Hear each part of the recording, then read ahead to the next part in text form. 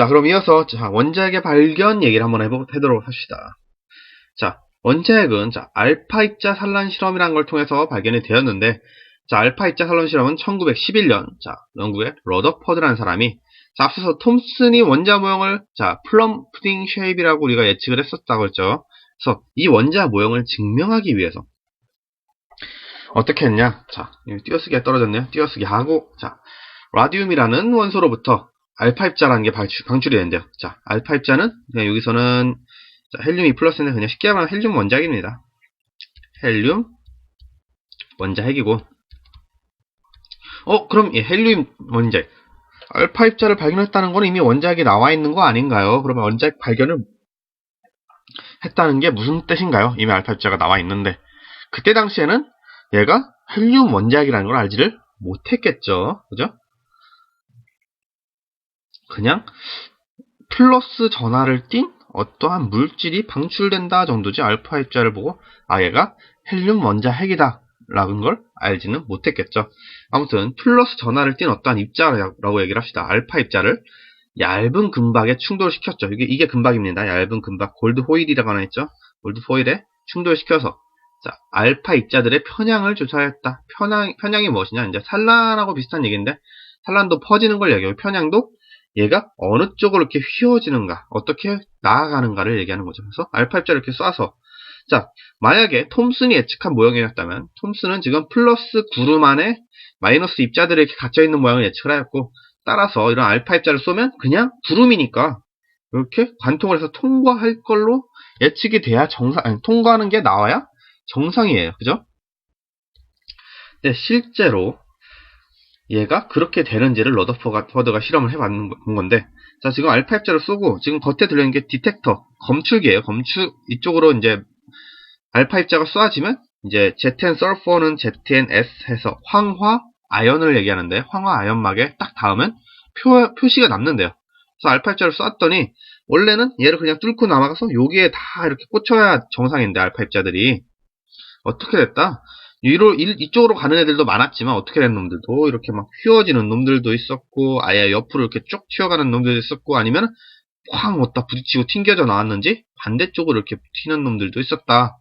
지금 막 원래는 다 뚫고 들어가야 될 것들이 막 여기저기로 튀어나갔다는 거죠.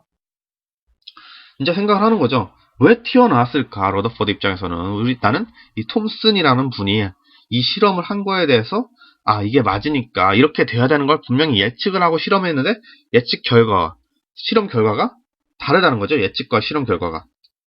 그래서 얘가 어떻게 된 건지 이제 살펴봤더니, 실험 결과를 보니까 대부분의 알파 입자는 그냥 반대편으로 딱 나갔어요. 그러니까 이건 예측과 같아 했는데, 일부분의 알파 입자가 경로가 휘어졌대요.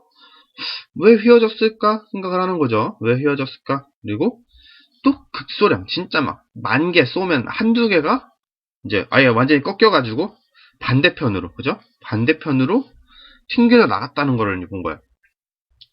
그러면서 이제 예측을 하는 거죠. 대부분의 알파 입자가 통과한 걸로 보아서는 어떻게 했다? 원자 안에서 대부분의 공간은 다 빈 공간일 것이다. 실제로 원자 자체가 꽉 차 있는 게 아니라 어디엔가 이제 빈 공간들이 존재할 거다. 대부분이 빈 공간으로. 그래서 보시면 원자를 이렇게 동그랗게 그렸는데, 지금 대부분은 빈 공간이니까 이 빈 공간을 통과할 때는 따로 휘어지거나 이런 부분이 없죠. 그냥 쭉 다 직진을 하고 있어요. 근데 일부분의 알파 입자가 경로가 휘어졌대요. 이걸 보고 어떻게 한다? 알파 입자는 아까 얘기했듯이 플러스 전하를 띤 녀석이라고 했는데, 이 플러스 전하를 띤 입자가 휘어졌다는 건 뭐다?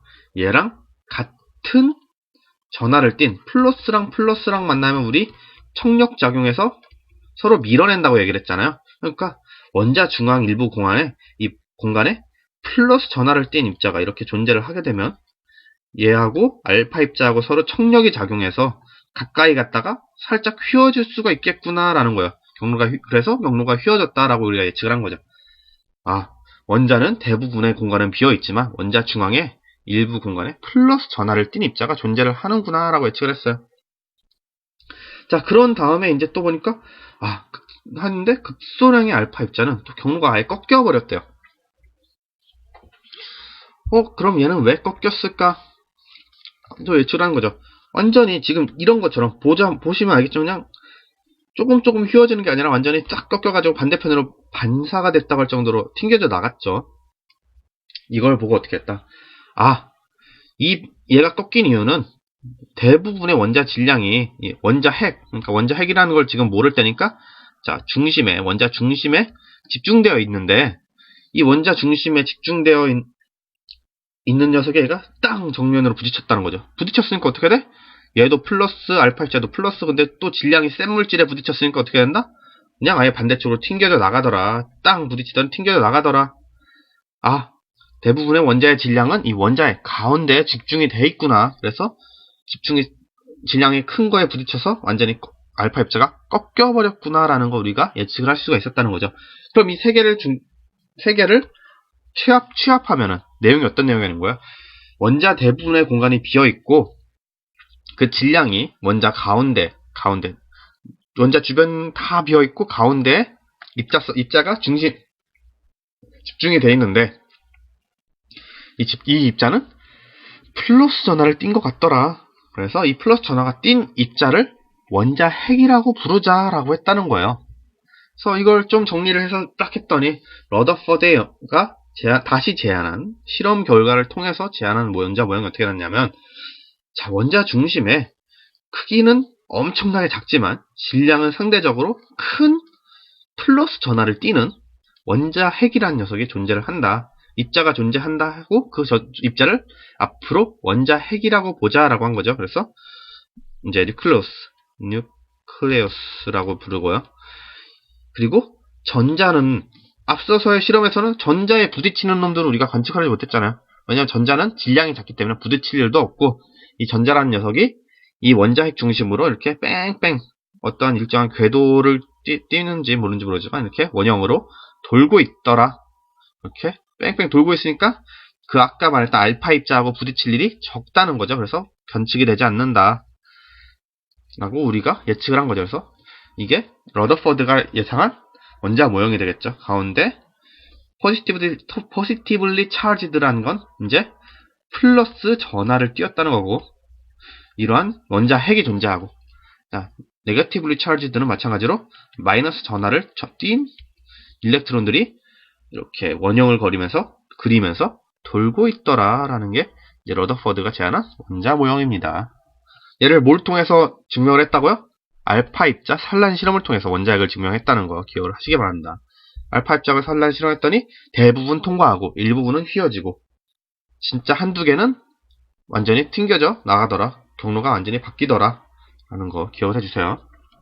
자, 오늘도 여기까지 하고, 자, 좀 더 정리를 하면 다시 원소 얘기합시다. 원소 계속 얘기하죠. 원자라고 합시다. 원자. 그래, 원자라고 하면 원자는, 자, 전자와 원자 핵으로 구성되어 있고,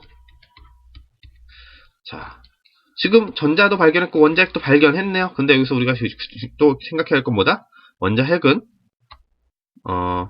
양성자와 중성자로 구성되어 있더라. 그럼 이제 또 얘기할 거 뭐겠어요? 양성자, 중성자는 어떻게 발견이 될까?